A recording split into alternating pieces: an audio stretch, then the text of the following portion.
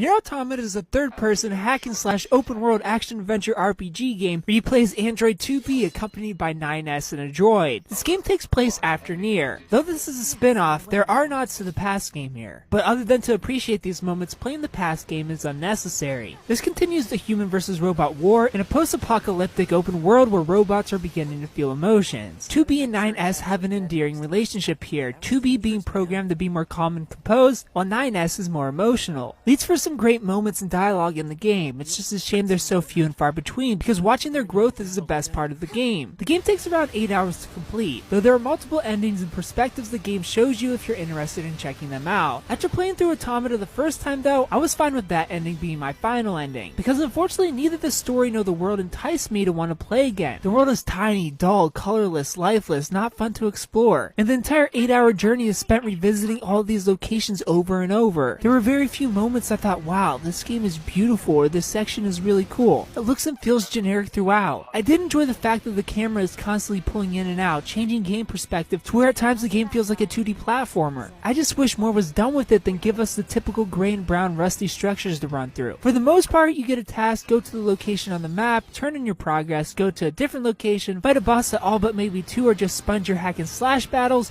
rinse and repeat. The world feels connected, but back to the point that it feels generic. Nothing feels like you haven't seen it before, making your journey back and forth feel like a drag. The combat here is fairly fun. I wouldn't necessarily call it satisfying though. Not much to it other than light and heavy attacks. You can find new weapons in the world and upgrade them with the parts and materials you find in the world or off of robots to make the battleground a little quicker, but much like the world, the combat was just there. It was good, the world is good, but again, never felt fun to me, just existing. Plus there's a setting in the game where all you have to do is move your character, the game does the attacking for you. Almost turning this into a twin-stick shooter hack and slash game if you want. I dipped my toe in both styles, but after fighting enemies that all felt the same over and over, I actually started to prefer the autopilot mode. I'm sorry, I know the dislikes are coming, I'm in the minority here, but I don't see the upper 8s and 9s this game is getting by everyone else. Nier Automata has great characters in B2 and 9S, but the story of these robots feeling emotion is never told in an impactful way. The world is no fun to explore, the bosses feel uninspired, and the combat is just there. This is a good game, I had fun. You won't regret playing through, but I don't honestly believe you're missing anything if you choose to skip this one.